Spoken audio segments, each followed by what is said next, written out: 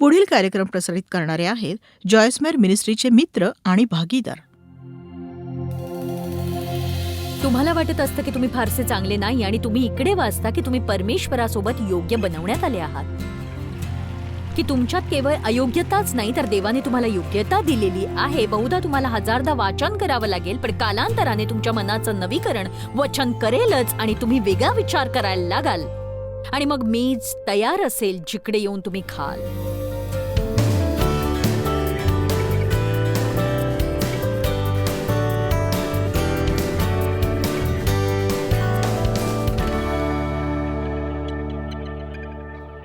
असो तर पित्या, आजच्या वचनासाठी आम्ही तुझे आभार मानतो. आज एकत्रित होण्यासाठी तू आणलेल्या प्रत्येक व्यक्तीचा आम्हाला कौतुक आहे.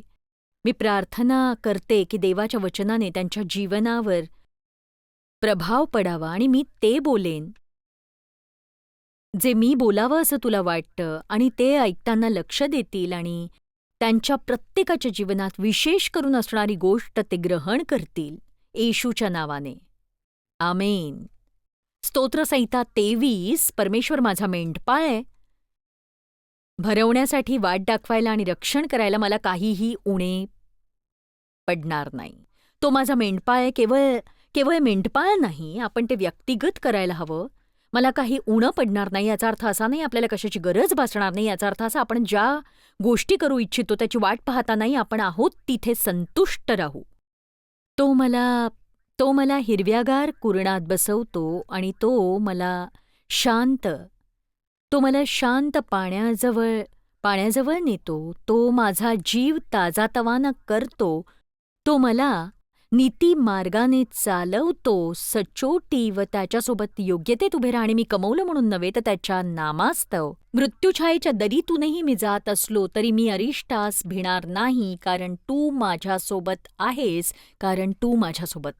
आता आपण इथपर्यंत आलो होतो आणि आपण या वचनाच्या मध्यातून पुढे जाणार आहोत. पण प्रथम मी मेंढरांची काही सत्य सांगते, कारण आपल्यात असे बरेच लोक आहेत जे संपूर्ण मेंढपाळ कॉन्फरन्ससाठी आलेले नाहीयेत. आणि म्हणूनच बघा, येशू स्वतःला उत्तम मेंढपाळ म्हणवतो. तो स्वतःला मेंढपाळ का म्हणवतो? कारण मेंढपाळी करणं, मेंढरांची काळजी घेणं हा त्या काळातला एक मोठा व्यवसाय होता. आणि जसं तुम्ही परमेश्वराच्या वचनात पाहता, परमेश्वर एखादा आध्यात्मिक मुद्दा सांगायला नैसर्गिक गोष्टींचा वापर करत असतो. म्हणून जेव्हा तो म्हणतो की तो आपला उत्तम मेंढपाळ आहे, म्हणजे तो आपला व्यवस्थापक आहे, काळजी घेणारा आहे. तो आपल्यासोबत तसं वागतो जसा एक उत्तम मेंढपाळ त्याच्या मेंढरांबरोबर वागेल. आणि आम्ही पाहिलेली अनेक छान सत्य आणि गोष्टी होत्या. पण आपल्याला मेंढरं म्हटलं गेलंय. तो मेंढपाळ आहे, आपल्याला मेंढरं म्हटलंय. मेंढरं सहजपणे स्वतःची काळजी घेत नाहीत. त्यांना मेंढपाळाची गरज असतेच. त्यांच्यावर सतत लक्ष ठेवावं लागतं. त्यांची विशेष काळजी घ्यावी लागते. त्यांना रोग आणि परजीवापासून धोका असतो, म्हणजेच पाप, अपयश आणि अशक्तपणा. ते खूपच भित्रे असतात. एका सशाने मेंढराच्या कळपात चेंगराचेंगरी होऊ शकते. मेंढरं फारशी हुशार नसतात. आणि खरं तर मी वाचलेलं पुस्तक जर तुम्ही वाचलं तर त्यात त्यांना मूर्ख म्हटलं गेलंय. ते हट्टी असतात. मेंढरांवर एका सुरीच्या प्रकाराने खूण केलेली असते आणि त्याचा अर्थ की तो मेंढपाळ त्या सुरीने त्या मेंढ्याच्या कानावर खूण करतो. एक अशी खूण जी प्रत्येक मेंढपाळाचीच विलक्षण असते. आणि निश्चितच त्याचा अर्थ असतो की हे सगळे माझे आहेत. आणि मला या गोष्टीचा विचार करायला आवडतो की आपल्यावर पवित्र आत्म्याची खूण आहे, निशाणी आहे आणि मोहर आहे. तर आध्यात्मिक बाबतीत सुद्धा जसं एखादं मेंढरू जर दुसऱ्या कुरणात भरकटलं तर मेंढपाळ येऊन आपल्या मेंढराची मालकी परत मिळवतो. आणि आपल्यावरही अशीच पवित्र आत्म्याची एक खूण आहे, ज्याने सैतानाला कळतं की आपण त्याचे नाही आहोत आणि आपल्या जीवनाचा अधिकार त्याच्याकडे मुळीच नाहीये. आमेन. आता ही मारण्याची सुरी लोकांसाठी त्रासदायक नक्कीच बनू शकते, पण त्यात एक आध्यात्मिक साम्य आहे. बायबल आपल्याला सांगतं की आपण स्वपणाला मरण पावण्यासाठी देवाची मदत घ्यावी. आपल्याला दुखावणाऱ्या विविध दैहिक क्षेत्रांचा नाश करावा, ज्यामुळे आपण देवाच्या इच्छेप्रमाणे बनणारी व्यक्ती बनण्यास बाधा येत असते. आणि बघा, मेंढरं हट्टी असतात. त्यांना कुंपण पार करणारे म्हणून उद्देशण्यात येतं, कारण सतत ते इतर कुरणात जातात आणि त्यांना परत आणावं लागतं. आणि माझ्याकडे एक छोटीशी कुत्री आहे, ती लवकरच 10 महिन्यांची होईल. डेव आणि मी तिला जॅस्मिन असं म्हणतो. आणि ती थोडी काळी पांढरी अशी मल्टिपल आहे आणि ती फार चांगली कुत्री आहे, अगदी गोड अशी कुत्री आहे. पण मी तिला बोलावल्यावर ती माझ्याकडे येत नाही, जोवर मी तिला काही देत नाही. त्यामुळे ती फक्त किचनमध्येच फिरू शकते आणि याचा अर्थ तिला घरभर धावता फिरता येत नाही. मी तिच्यासोबत असते तेव्हा ती फिरते, पण तेव्हाच ती फिरू शकते, नाहीतर ती दुसऱ्या रूममध्ये जाऊ शकत नाही. आणि कारण मी सांगते ते ती करतच नाही. आणि बघा, आपल्यापैकी कितीतरी जण परमेश्वराकडे तेव्हाच जातात जेव्हा काहीतरी प्रतिफळ असतं.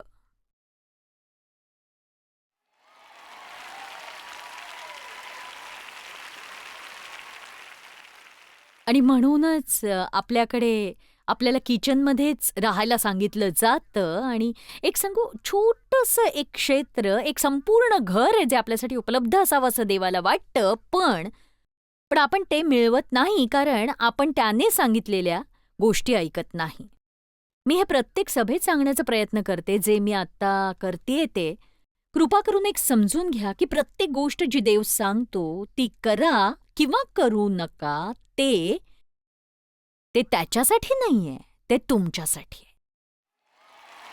तुम्ही जर वचन वाचाल की हे केल्यास ते पाप आहे, याचं कारण हे नाही की देव तुमच्याकडून काही काढून घेण्याचा प्रयत्न करत असतो आणि तुमच्या आयुष्यातून मजा काढून घेतो. जग देत असलेली प्रत्येक गोष्ट ज्याला परमेश्वराचा नकार असतो ती अशी असते ज्याने शेवटी आपलं नुकसान होणार असतं, आपला नाश होणार असतो. येशूने करायला सांगितलेली प्रत्येक गोष्ट ही आपल्या भलाईसाठी असते. तो आपला उत्तम मेंढपाळ आहे. केवळ मेंढपाळ नव्हे, एक उत्तम मेंढपाळ. तुमच्यापैकी किती जण तुमच्या जीवनात कशाशी तरी झुंजतायत की तुम्हाला वाटतं देव तुम्हाला काहीतरी सोडून द्यायला किंवा बाजूला सरकवायला शिकवतोय आणि त्या गोष्टीशी तुम्ही झटताय? ठीक आहे, माझ्याकडे बघा, हट्टी मेंढरं बनू नका. असं करू नका, पॅन पॅन पॅन बॅ. आमेन. बघा, सध्या जरी तुमच्यासाठी ते कठीण असलं, देव जे तुम्हाला सोडायला सांगा असं सांगतोय, तुम्ही तग धरून ठेवताय, तुमच्या जीवनात ते अधिकाधिक कठीण होत जाणार आहे, हे लक्षात घ्या तुम्ही. तुमच्याकडून ते हिरावून घेण्यात येईल, जे देवाच्या इच्छेनुसार असायला हवं. आता बघा, ही मेंढरं ही उलटी पण होऊ शकतात, म्हणजेच ती उलटी त्यांच्या पाठीवर पडतात आणि त्यांना उठताच येत नाही. आणि दाविदाने म्हटलं, हे माझ्या अंतरात्म्यात तू असा का पडला आहे? हे म्हणजे असं वेगळं, आपण नैराश्य आणि खिन्नता याच्या वेगळ्या स्वरूपाकडे पाहत असतो आणि परमेश्वराला आपण खाली नको, त्याला वाटतं की आपण वर आपल्या पायावर उभं असावं, त्याच्या इच्छेप्रमाणे जगावं. पण धन्यवाद की जेव्हा आपल्या पाठीवरून आपल्याला सरळ होता येत नाही, तो येऊन आपल्याला मदत करतो. पण मेंढरांना तसं खाली होण्याचं एक कारण हे की ते त्या कुरणात आडवं होण्यासाठी मऊ कोमल गवताळलेली अशी जागा पाहतात आणि त्यांना कुठेतरी कडक गोष्ट हाताळायची नसते आणि ताकद ही झटण्याच्या वेळीच प्राप्त होते. आपण कठीण गोष्टींना घाबरणं हे थांबवायलाच हवं. काही असो, तुम्हाला वाटतं परमेश्वर तुम्हाला आता काही शिकवतोय, आपली पहिली प्रतिक्रिया हीच असते, पण देवा ते किती कठीण आहे, ते खूप कठीण आहे. पण एक सांगू का, आपल्याला कठीण गोष्टींची भीती वाटता कामा नये, कारण तो आपल्याला कठीणाई करता कठोर बनवू इच्छितो, जेणेकरून तो आपला वापर महान गोष्टींसाठी करेल. आणि मग असतं त्या मेंढरावरची लोकर काढणं. कधी कधी त्यांच्यावर भरपूर लोकर असते आणि अति लोकर असणंही त्यांच्यासाठी धोकादायक असतं, कारण त्याने त्या अस्थिर होऊन पुन्हा पुन्हा खाली पडत राहतात आणि त्यांच्यावर ती लोकर अति असणं. आता लोकर अति असणं म्हणजे काय, तर याचा अर्थ असा की कधी कधी आपण एखादी गोष्ट हाताळू शकतो त्यापेक्षा ती आपल्याकडे अधिक असते. कधी कधी कोणी समोर येतं, आपल्या आयुष्यातलं ते दान ओळखतं, ते तुमची पदोन्नती करू इच्छितात आणि ते पद सांभाळण्यासाठी आपण आध्यात्मिकरित्या परिपक्व नसतो. शेवटी फायदा होण्याऐवजी त्या गोष्टीने आपल्याला त्रास होतो. आणि मी खरंच एका संदेशात एक उदाहरण सांगितलं, मी ते पुन्हा सांगते कारण मला वाटतं ते फार उत्तम उदाहरण आहे. आणि आज इथे बरेच नवीन लोकही दिसतायत आणि टीव्हीवरून पाहणारे बरेच लोक असतील ज्यांनी हे उदाहरण ऐकलं नसेल. तर सेंट लुईसच्या इनर सिटी चर्चमध्ये आमचं एक मेन्स होम आहे, ज्याचं नाव सेंट लुईस ड्रीम सेंटर आहे. आणि ते मेन्स होम पुरुषांना पुनर्जीवन देण्याच्या दृष्टीने बनवलंय, ज्याचा नाश, त्यांनी जीवनात मादक पदार्थ घेऊन दारू आणि इतर प्रकारच्या अयोग्य गोष्टी करून गमावल्या आहेत आणि पुष्कळ जण, काही तर म्हणजे सगळेच कुठल्या तरी रस्त्यावर जगत होते, शेल्टरवर जगत होते आणि म्हणूनच आम्ही एका वेळी 35 पुरुषांना एका कार्यक्रमाद्वारे मदत करून त्यांचं पुनर्वसन करतो आणि काहींनी आपले दात गमावले आणि वेगवेगळ्या वेगवेगळ्या परिस्थिती असतात त्यांच्या आणि म्हणून ते त्या कार्यक्रमात असतात आणि एका गोष्टीचे ते भाग असतात ती म्हणजे मेन्स स्क्वायर आणि ते एकत्रितरित्या ते करतात. माहितीये त्यांना एखाद्या चांगल्या गोष्टीत जर सहभागी केलं बहुधा त्यांच्यापैकी एकही जण एकटा नीट गाऊ शकणार नाही, पण ते एकत्र इतके छान ऐकू येतात याचं नवल वाटतं. आणि आता त्यांच्यातले काही जण जे खरोखर चांगले गाऊ शकत होते त्यांना आम्ही आमच्या वुमेन्स कॉन्फरन्समध्ये आमंत्रित केलं, ज्यात साधारण 14,000 बायका आल्या होत्या आणि तिथे या 35 पुरुषांनी गाणं गायलं आणि ते गाणं होतं आय एम रिडीम्ड. ते अंगावर काटा आणणारं होतं. I am redeemed, I am not the man I used to be, I have been made new. अक्षरशः त्याने माहोल बदलला आणि खूप छान होतं. त्यानंतर त्यांना बरेच लोक विचारू लागले की तुम्ही आमच्या चर्चमध्ये येऊन गाल का? आणि मग मग ते लोक जे मला त्यांच्याबद्दल सांगत होते, "ओ, फार छान होतं ते." आणि जेव्हा मी काही दिवसांपूर्वी इतरांना सांगितलं ते म्हणाले की "या, खूपच छान." आणि मी म्हटलं की "मी त्यांना जाऊ देणार नाही." आणि बघा, तुम्ही माझ्याकडे आता कसे पाहताय, पण का? का? कारण त्यासाठी त्यांची तयारी नाही. मला वाटतं त्यांना एखाद्या व्यासपीठाची गरज नाहीये, तर त्यांना गरज आहे की ते देवासोबत योग्य असावेत, त्यांना स्थिरता मिळावी, त्यांच्या आयुष्यातले सगळे अयोग्य प्रभाव झटकून टाकावेत आणि म्हणूनच मी एक उत्तम मेंढपाळ बनू शकणार नाही जर मी त्यांची लोकर अति होऊ दिली तर. आणि मग हेच होईल की पुन्हा ते त्याच गोंधळात अडकून पडतील ज्यात ते पूर्वीही होते. आणि म्हणूनच याचा नवल वाटून घेऊ नका की जेव्हा तुम्हाला वाटतं की परमेश्वर एखादा दरवाजा बंद करतोय ज्यातून खरं तर तुम्हाला जायचंय, नेहमी परमेश्वराच्या वेळेतच राहा. कारण योहानाच्या 15व्या अध्यायात काटछाटीबद्दल सांगितलं गेलंय की तो द्राक्षवेल आहे आणि आपण फांद्या आहोत आणि तो आपल्या आयुष्यातल्या मृत गोष्टी छाटून टाकतो. आणि मेंढरांच्या लोकर कातरण्याचा तसाच एक प्रकार आहे की तो आपल्याला नेहमी अशा ठिकाणी ठेवतो जिथे आपण सर्वाधिक फळ देऊ शकू, अशा जागी नाही जिथे केवळ जगाचं लक्ष वेधलं जाईल. चला, कुणीतरी देवाची स्तुती करा.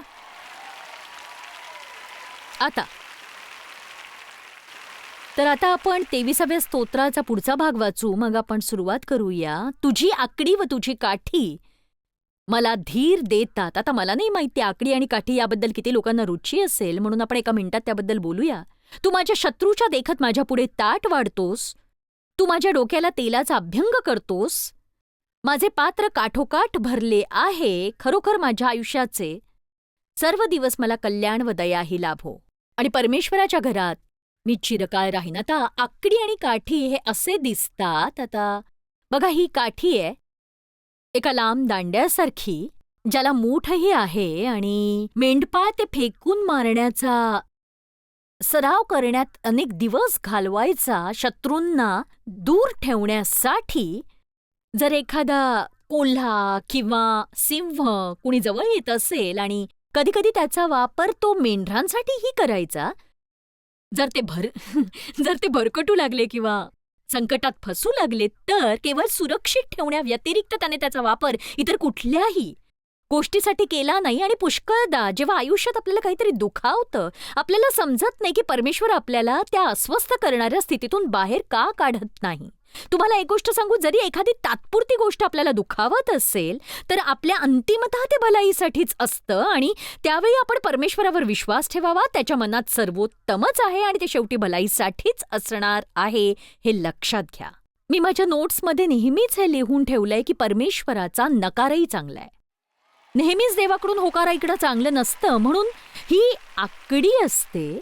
एक सांगू का की मेंढपाळ, तुम्ही मेंढपाळचं चित्र पाहिलं असेल, ते सतत यासोबत चालतात.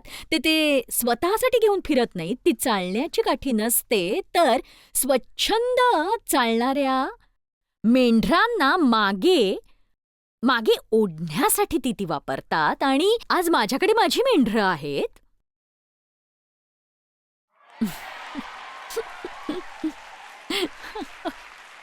बघा, ती मूर्ख आणि दयनीय दिसतायत. धन्यवाद. तर आता बघा, इथे हे मेंढरू आपल्याला दिसतंय आणि आता ते मेंढरू भरकटणार आहे. आता आपण थोडं इथेच थांबू, जिथे तुम्ही थांबायला हवं. त्याचा आणखीन एक उपयोग होतो आणि हे मला खरंच आवडतं, ते म्हणजे परजीवांकरता त्यांची त्यांची लोकर तपासणं, ती अशी शोधली जाते आणि इंग्रजीतली ती म्हण जी आहे ना, ती कदाचित यापासूनच आली असेल, "you can't pull the wool over my eyes." आपण देवाला आपलं जीवन तपासू दिलं पाहिजे आणि जेव्हा त्याला तिथे त्या गोष्टी सापडतात ज्या चांगल्या नसतात. आता ही आकडी आणि ही काठी, इथे उभं राहा आणि चांगलं मेंढरू बन हं. ही आकडी आणि ही काठी हे परमेश्वराच्या अ, वचनाचं सूचक चिन्ह आहे. काठी देवाचं वचन आहे, आकडी पवित्र आत्म्याचं मार्गदर्शन आहे. आणि म्हणूनच परमेश्वर विशेषतः आपल्या जीवनात त्याचा वापर करतो. तुम्ही एक दयनीय भावाच्या शोधात असता, जसं तुझं उत्तम चाललंय. परमेश्वर मुख्यतः त्याच्या वचनाचा आणि पवित्र आत्म्याचा वापर आपल्या जीवनात सुधार आणण्यासाठी करतो. एक सांगू का, मी तुम्हाला त्याची भीती वाटू देऊ नका. मी माझ्या मुलांना नेहमी सावध करते, पण जर त्यांनी माझं ऐकलं नाही तर मग मी त्यांना त्या अनुभवातून जाऊ देते. बरोबर? तर आणखी एका गोष्टीसाठी ते त्याचा वापर करतात आणि मला वाटतं हे चांगलं आहे. ते म्हणजे जर ते मेंढरू एकटं असेल, म्हणजे स्वतःतच वावरणारं, जा तिकडे आपलं आपलं फिर. तर ते मेंढरू एकटंच फिरत असेल आणि कळप इकडे असेल, तर त्या मेंढराला पुन्हा कळपात आणण्यासाठी याचा वापर होतो, ज्यामुळे तो पुन्हा आपल्या कळपात येतो. तर असेच तुम्ही काही एकटे राहणारे असता आणि तुम्ही म्हणता, धन्यवाद माईक. तुम्ही जाता आणि मग चर्चच्या मागच्या रांगेत तुम्ही बसता. तुम्हाला कुणाशीच बोलायचं किंवा त्यांच्यात सहभागी व्हायचं नसतं. परमेश्वराला तुमच्या मागे त्याची आकडी आणि काठी घेऊन यावं लागतं. तुम्हाला कळपात सहभागी करून घ्यावं लागतं. आणि आता परमेश्वराचं वचन, देववचन इतकं अद्भुत आहे, ते इतकं अद्भुत आहे की कधीकधी ते लोकांपर्यंत कसं पोहोचवावं हे समजत नाही. आणि कधीकधी ते सर्वसाधारण अशी वचनं नसतात. तुम्ही इथे यासाठी प्रवास करून माझं बोलणं ऐकायला नाही आलात, कारण मी असंच काहीही बोलते, पण मी जे बोलते त्यात काहीतरी असतं. त्यात देवाच्या वचनाचं सामर्थ्य असतं. आणि जेव्हा मी इथे उभी राहून म्हणते, जेव्हा मी म्हणते की देव तुम्हाला आशीर्वाद देवो, त्यात काहीतरी असतं आणि त्यात काहीतरी असं असतं ज्याने तुम्ही उंचावले जाता. जेव्हा मी इथे उभी राहून म्हणते तुमच्या पापांची क्षमा झालीये आणि ख्रिस्ताच्या रक्ताद्वारे तुमचं नवीकरण झालंय, त्याने तुम्हाला जीवन प्राप्त होतं. येशूने म्हटले, माझं वचन आत्मा आहे, ते जीवन आहे. मी तुमचं प्रोत्साहन करू इच्छिते तुमच्या वैयक्तिक अभ्यासासाठी, किंवा जेव्हा तुम्ही चर्चला किंवा तुम्ही वचनाचा कोणताही प्रकार टीव्हीवरून पाहता किंवा रेडिओवरून ऐकता किंवा देवासोबत वेळ घालवता, तेव्हा त्याचं वचन ही एक जबाबदारी असल्यासारखं वाचू नका, जेणेकरून तुम्हाला वाटेल तुम्ही ती पार पाडली. बघा, हे तुमचं जीवन आहे. याचा अर्थ याने आपल्याला मार्गदर्शन मिळतं, ते आपल्याला अडचणींपासून दूर ठेवतं, हे आपलं रक्षण करतं. जेव्हा आपण मोहात अडकतो, किती जणांवर अशी वेळ आली आहे की जेव्हा तुम्हाला मोहात पडावंसं वाटतं आणि वचनातला एखादा भाग तुम्हाला आठवतो आणि त्या परिस्थितीत काय करावं हे तुम्हाला लगेच कळतं आणि तुम्हाला एखादं वचन ऐकू येतं. पवित्र आत्मा तुम्हाला वचन सांगत असतो. परमेश्वराचं वचन अद्भुत आहे. मी तुम्हाला प्रोत्साहित करते की त्याचा अभ्यास करा, स्वतःसाठी ते शिका, समजून घ्या, म्हणजे गरज पडली तर तुम्ही इतरांनाही ते समजावून सांगू शकाल आणि पवित्र आत्मा तुम्हाला मार्गदर्शन करू शकेल. चला बघू 2 तिमोथी 4 अध्याय 2 वचन.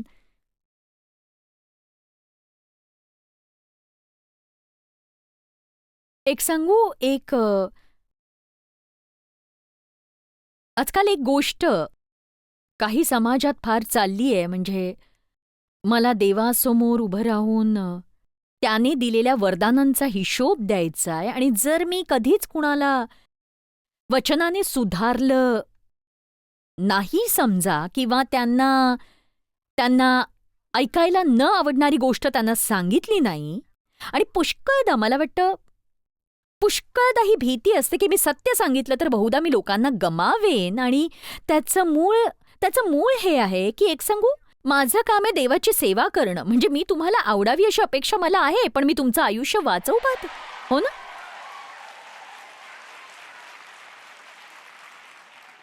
म्हणजे आपण ज्या समाजात आज राहतोय त्यात कुणीतरी हे लोकांना ठामपणे सांगायला हवं की व्यभिचार करणं पाप आहे, विवाहबाह्य संबंध चुकीचे आहेत, ज्यांच्याशी आपलं लग्न झालं नसेल त्यांच्यासोबत राहणं, लैंगिक संबंध असणं हे चुकीचं आहे. या गोष्टी चुकीच्या आहेत, आणि जर आपण तसं केलं नाही तर जेव्हा लोक भरकटतात तेव्हा आपल्याला जबाबदार ठरवण्यात येईल. म्हणूनच कुणी तुमचे कधी कपडे फाडले तर रागावू नका.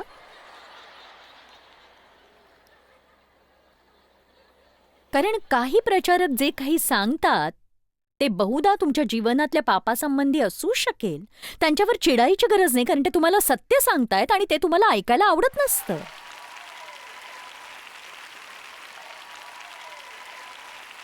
बघा, वाळवंट छान असतं, पण त्यात तुम्ही मरूही शकता.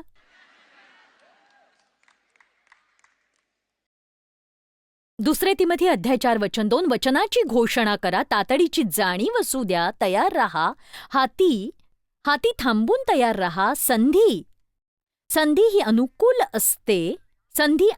असते की प्रतिकूल, सोयीस्कर असो की गैरसोयीस्कर, ती आवडो अगर नाही. तुम्ही वचनाचे प्रचारक आहात आणि लोकांना त्यांची वाट चुकते हे तुम्ही त्यांना दाखवायला हवं. तुम्ही त्यांना पटवून द्यायला हवं, धमकावत, सुधारणा करत, चेतावणी देत, आग्रह धरत, प्रोत्साहन देत. हा त्याचाच भाग आहे. असं नाही की आपल्याला प्रोत्साहन मिळू नये असं आपल्याला वाटतं.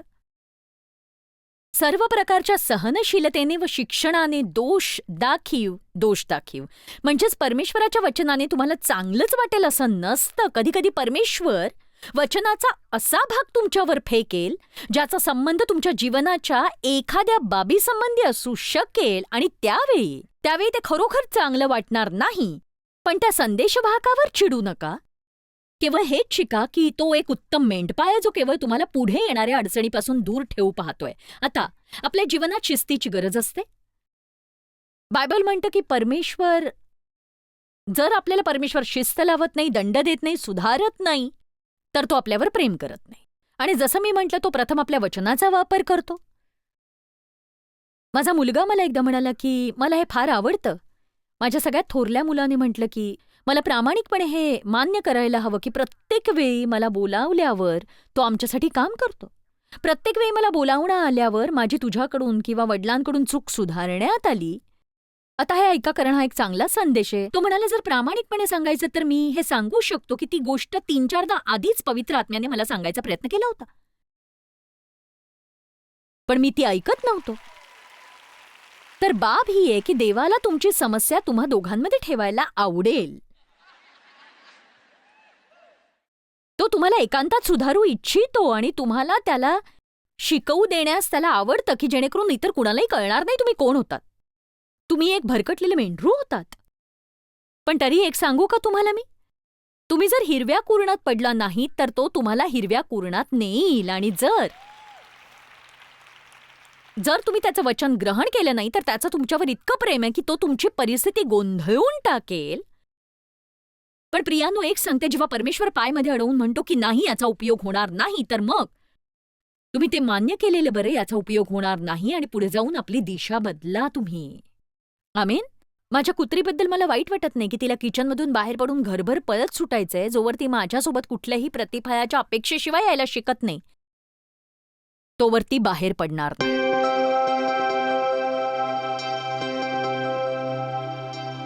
बघा, आपण नेहमीच लक्षात ठेवायला हवं की परमेश्वर हा उत्तम मेंढपाळ आहे. आणि एक सांगू, जरी तुमच्या आयुष्यात अशा काही गोष्टी असतील ज्या फारशा चांगल्या झाल्या नसतील, परमेश्वर तरीही चांगलाच असतो. कारण तो जो आहे त्याचा तुम्ही शोध घ्यावा, आणि तितकंच नव्हे तर तो तुमच्यासाठी जे करू शकतो त्यासाठी, जसं मी म्हणते, त्याच्या मुखाचा शोध घ्या, हाताचा नाही. जॉयस मायर मिनिस्ट्रीज करता तुम्ही खूप मौल्यवान आहात. आम्हाला तुमचं कौतुक आहे आणि जगभरामध्ये हे सेवा कार्य शक्य करण्याकरता आम्ही आमच्या मित्रांचे आणि पार्टनर्सचे आभारी आहोत. आम्ही एकत्रितपणे भुकेल्यांना खाऊ घालतो, गरिबांना वस्त्र देतो आणि राष्ट्रांना सुवार्ता सांगतो.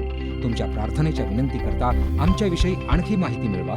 जॉयसच्या कॉन्फरन्सच्या तारखा पहा आणि ख्रिस्ताची प्रीती जगभरामध्ये पसरवण्याकरता आमचे सहभागी व्हा.